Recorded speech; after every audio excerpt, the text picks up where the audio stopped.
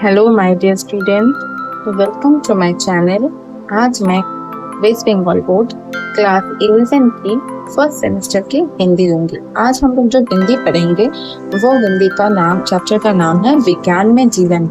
ये मैं मेरे उस स्टूडेंट लोग के लिए दे रही हूँ जिनके पास किताब नहीं है, जो बिना टीचर के पढ़ रहे हैं। इसीलिए मैं किताब से तुम लोग को पढ़ना दिखा के पढ़ा रही हूँ, इसलिए जाके तुम लोग इसको रीडिंग भी कर सको, समझ भी सको।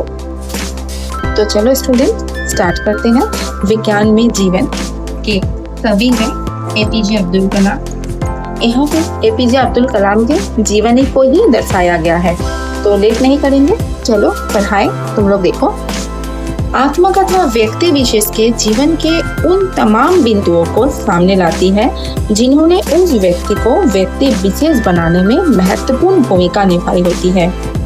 विज्ञान में जीवन एक ऐसे ही साधारण व्यक्ति के व्यक्ति विशेष बनने की यात्रा का एक पड़ाव है।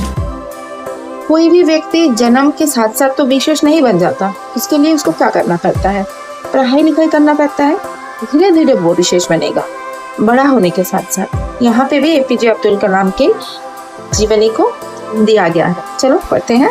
विज्ञान में जीवन शीर्षक पाठ एपीजे अब्दुल कलाम द्वारा लिखित पुस्तक मेरी जीवन यात्रा में संग्रहित है, जिसका हिंदी रूपांतर महेंद्र यादव ने किया था। तो क्वेश्चन आने लगता है तुम लोग का कि विज्ञान में जीवन का हिंदी रूपांतर कौन किए थे, तो आंसर होगा महेंद्र यादव। कलाम एक ऐसी भारतीय प्रतिभा थे जिसका कोई विकल्प नजर नहीं आता। विज्ञान में जीवन के माध्यम से वो अपने जीवन में इंजीनियरिंग, रॉकेट और विज्ञान की भूमिका को दर्शाते हैं। अपनी इस आत्मकथा का आरंभ वो सन 1998 में हुए पोखरण के परमाणु परीक्षण से करते हैं, क्योंकि इसके विकास में उनकी महत्वपूर्ण भूमिका रही थी। देश के राष्ट्रपति के पद को सुशोभित करने के बाद भी उन्हें मिसाइल मैन की उपाधि विशेष प्रिय रही थी। एक तरह से कहा जाए तो ये उपाधि ही इस पाठ की जन्मदात्री है। रामेश्वरम के धार्मिक वातावरण में होने वाली परवरिश से लेकर मिसाइल मैन बनने तक की यात्रा को कलाम ने कैसे तय किया, विज्ञान में जीवन एक प्रभावित दस्तावेज के रूप में इसकी पुष्टि कराता है। इस आत्मकथा अंश में कलाम के जीवन के आरंभ से लेकर उनके जीवन में मिलने वाली मार्गदर्शक शुभचिंतकों का विस्तार से वर्णन देखने को मिलता है। साथ ही कलाम के मन में विज्ञान से होने वाली उनके प्रथम साक्षात्कार के साथ साथ रहस्यमय बादलों के पीछे छिपी खिड़की के खुलने और विज्ञान से उनका परिचय करवाने वाले शिक्षक सोलेमन के विषय में कलाम कहते हैं। तो सोलेमन कौन थे? अब्दुल कलाम के शिक्षक थे। सोलेमन क्या कह रहे हैं? इस स्कूल में एक अध्यापक आदरणीय यदुराय सोलेमन थे, जो उदार वो खुले विचारों वाले थे और मेरी प्रतिभा से प्रभावित भी थे। वो मेरे मार्गदर्शक बने। तो एपीजे अब्दुल कलाम के मार्गदर्शक कौन थे? उनके टीचर सोलेमन। तो एपीजे अब्दुल कलाम क्या कह रहे हैं सोलेमन के बारे में? इस स्कूल में एक अध्यापक आदरणीय यदुराय सोलेमन थे, जो उदार वो खुले विचारों के वाले थे और मेरी प्रतिभा में प्रभावित भी थे। वो मेरे मार्गदर्शक बने। यदुराय सोलेमन कलाम के शिक्षक जीवन में आए पहले व्यक्ति थे जिन्होंने उनके भीतर विज्ञान की छिपी प्रतिभा को बाहर निकाला। समुद्र किनारे बच्चों को ले जाते और बच्चों को पक्षियों को देखने के लिए कहकर स्वयं समुद्र के किनारे खड़े हो जाते। इस प्रकार एक 15 वर्षीय विद्यार्थियों के समूह में कलाम अपनी नई दुनिया की तलाश करते हैं। इस प्रकार विज्ञान से उनका साक्षात्कार कराने वाले शिक्षक द्वारा बोया गया विज्ञान का बीज विपरीत परिस्थितियों से लड़ता कैसे वृक्ष बना, इसका भी उल्लेख हुआ है। आत्मकथा के इस अंश में रामेश्वरम से रामानवम से तिरुचिरापल्ली के सेंट जोसेफ कॉलेज और वहां मिलने वाले मार्गदर्शकों का उल्लेख भी कलाम ने किए हैं। कलाम का उपरोक्त कथन जैसे उनके अनेक ऐसे कथन इस अंश में देखने को मिलता है जिन्हें पढ़कर मनुष्य एक सकारात्मक ऊर्जा का अनुभव करता है। तिरुचिरापल्ली से एरोनॉटिकल इंजीनियरिंग के लिए MIT होने वाले अनुभवों का उल्लेख करते हुए कलाम अपनी अभिलाषा को साकार करने की और वायु गति के प्रति आकर्षण जागृत करने वाले 3 शिक्षकों की भी भूमिका उल्लेख कर रहे हैं। विज्ञान में जीवन एपीजे अब्दुल कलाम के बाहरी संघर्षों के साथ साथ उनका मानसिक द्वंद्व भी देखने को मिलता है। MIT से इंजीनियरिंग की डिग्री प्राप्त करने के बाद DTD and P ईयर का हिस्सा बनने और पूरे दृढ़ निश्चय के साथ नदी परियोजना के साथ जुड़ना नदी परियोजना का असफलता और उससे मिलने वाले सबक आत्मकथा के इस अंश की महत्व को दर्शाता है। यदि हम धरती पर कोई मुझे उतारता तथा दिखाता कि कभी कभी आकाश ही हमारी ऊपरी सीमा नहीं होती है, तो ये कटु सबक मिलता कि अक्सर आपसे बड़ी ताकत होती है जो आपके काम को अंजाम देती है। इस सत्य को कलाम अनुभूत और स्वीकार करते हैं। नदी की असफलता के बाद रॉकेट इंजीनियरिंग के रूप में INCOSPAR इन्फोस्पर में और वहां से इसरो तक पहुंचने की यात्रा कलाम के विज्ञान से जुड़े जीवन की वास्तविकता और विज्ञान के प्रति उनके समर्पण को दर्शाती है। अपनी पुस्तक विंग्स ऑफ फायर में SLV का निर्माण यात्रा की जटिलता और तभी अपने व्यक्तिगत जीवन के 3 प्रिय व्यक्तियों को होने की घटना भी इस आत्मकथा के इस अंश को महत्व को प्रतिपादित करता है। मैंने अपने 3 प्रिय व्यक्ति, उनका 3 प्रिय व्यक्ति कौन थे देखो। अहमद जलालुद्दीन, अपने पिताजी, वो अपने माताजी को खो दिया था, लेकिन ये समय अपने आप को पूरी तरह से काम में डुबो देने का था और मुझे परिणाम पर ध्यान केंद्रित करना था। मतलब उनके प्रिय साथी जो उनके पिता, माता और अहमद जलालुद्दीन थे, उन तीनों के मृत्यु के बाद भी वो टूटे नहीं, क्योंकि उनका लक्ष्य जो था वो उधर बढ़ चले थे। मुझे परियोजना को सफलता तक लाना था। कलाम का कर्म के प्रति ये समर्पण भाव ही कलाम को कलाम बनाता है।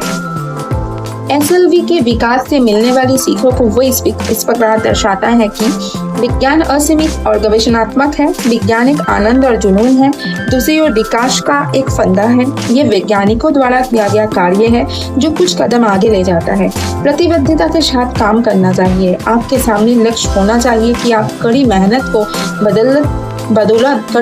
की बदौलत परिणाम से कुछ अलग बन सकें। विज्ञान में जीवन कलाम की आत्मकथा का वो अंश है जो मनुष्य को लक्ष्य प्राप्ति की बारीकियों के साथ साथ जीवन के प्रत्येक विश्वकारी पहलू का सामना करने की प्रेरणा देता है। एक वाक्य में कहा जाए तो विज्ञान में जीवन एक यात्रा है जो अन्य सभी अनगिनत लोगों के जीवन की यात्रा बनने की प्रेरणा देता है। तो स्टूडेंट, ये था हम लोग का विज्ञान के जीवन का सारांश। अब चलो हम लोग इसका क्वेश्चन आंसर में जाएं। APJ अब्दुल कलाम का जन्म कब हुआ था? 15 अक्टूबर 1931 में। APJ अब्दुल कलाम का जन्म कहाँ हुआ था? रामेश्वरम में। विज्ञान में जीवन किस विधा की रचना है? आत्मकथा। इसके बाद आए विज्ञान में जीवन शीर्षक अंश किस पुस्तक से लिया गया है? मेरी जीवन यात्रा। मेरी जीवन यात्रा पुस्तक का हिंदी अनुवाद किसने किया है? महेंद्र यादव।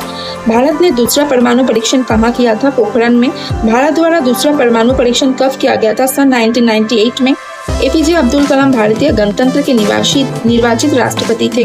11वें APJ अब्दुल कलाम को किस उपाधि से विभूषित किया गया था? Missile man.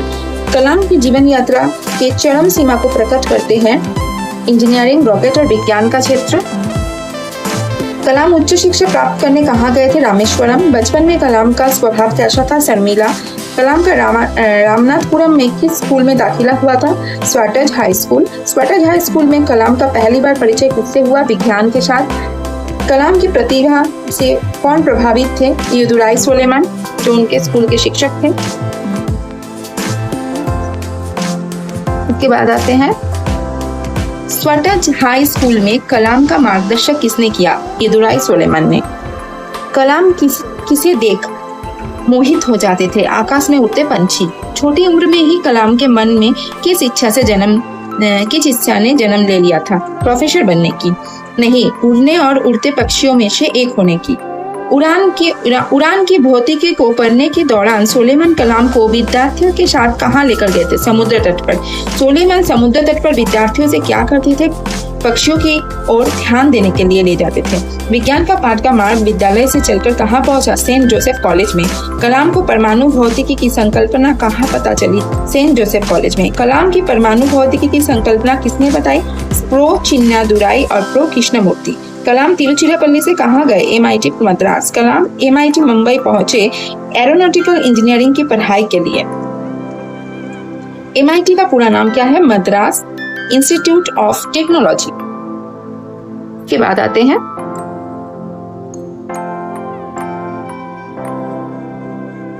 काम में न लाए जाने वाले विमानों की संख्या कितनी थी? 2। विमान कहाँ रखे हुए थे? MIT मद्रास में। MIT में कलाम को कितने शिक्षकों को शानबित मिला? 3।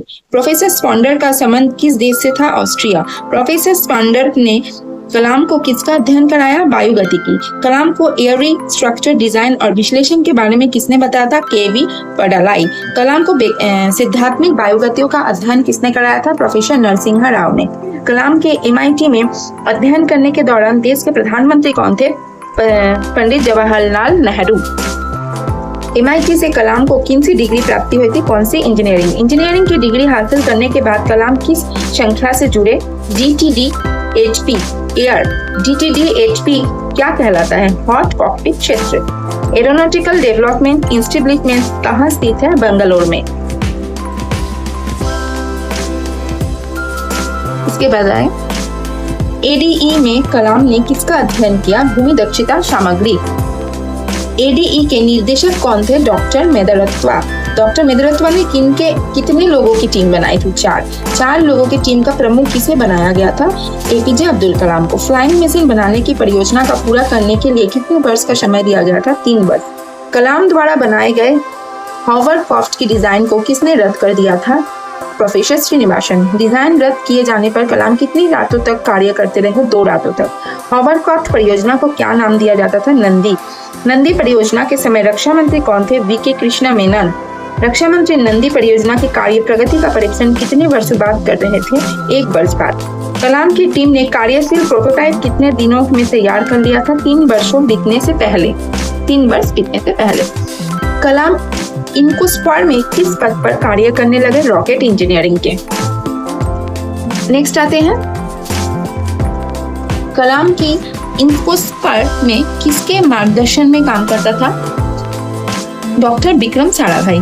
इनकोस्पायर के बाद कलाम कहाँ गए? इसरो में। इसरो में कलाम को किन सा काम सौंपा गया? कौन सा काम? विभिन्न प्रकार के रॉकेट के विकास। APJ अब्दुल कलाम की पुस्तक का नाम क्या था? Wings of fire. Wings of fire में किसका विश्लेषण है? SLV की निर्माण यात्रा का। आंतरिक कार्यक्रम के कितने वर्षों के में कलाम ने अपने प्रिय व्यक्तियों को खो दिया? 3 वर्षों में। बुद्धिमानी के शब्द अधिक मूल्यवान है किसने कहा था? वेनहर बान ब्राउन ने। किस मिसाइल ने द्वितीय विश्व युद्ध के समय लंदन को विनाश किया था? B2 मिसाइल किसने बनाया था? वेनहर बर्न ब्राउन ने।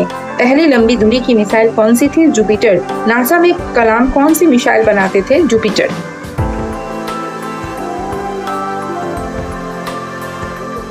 इसके बाद आते हैं आधुनिक रॉकेट की दुनिया का जनक किन्हें कहा जाता है? वेनहर बर्न ब्राउन को। वेनहर बर्न ब्राउन के साथ कलाम का साथ कहां से कहां तक का रहा था? चेन्नई से ध्रुवा तक। SLV-3 का पहला प्रायोगिक परीक्षण कैसा रहा था? दुर्घटना में परिणत हो गया था। SLV-3 का लॉन्च व्हीकल कहाँ गिर गया था? समुद्र में। SLV का पहला चरण पूर्णतः सफल रहा था। व्हीकल समुद्र में टकराने के बाद कितने किलोमीटर दूर तक चला गया था? 560 किलोमीटर। डॉक्टर ब्रह्म प्रकाश कौन थे? कलाम के वॉश। तो इसी के साथ हम लोग का ये चैप्टर यहाँ पे फिनिश हो रहा है स्टूडेंट। आशा करती हूँ तुम लोग को समझ में आया है और हेल्प भी हुआ होगा। तुम लोग को क्लास कैसा लग रहा है मुझे जरूर बताना। फिर मुलाकात होगा कोई दूसरे क्लास में। Okay bye. अगर क्लास अच्छा लग रहा है मुझे जरूर सब्सक्राइब और लाइक शेयर भी करने मत भूलना तुम लोग। और एक बात, तुम लोग को अगर कोई दूसरा सब्जेक्ट या कुछ भी पढ़ाई का कोई प्रॉब्लम भी अगर रहेगा समझने में भी, तो भी मुझे कमेंट करना, मैं समय निकाल कर तुम लोग को जरूर बता दूंगी। Okay student.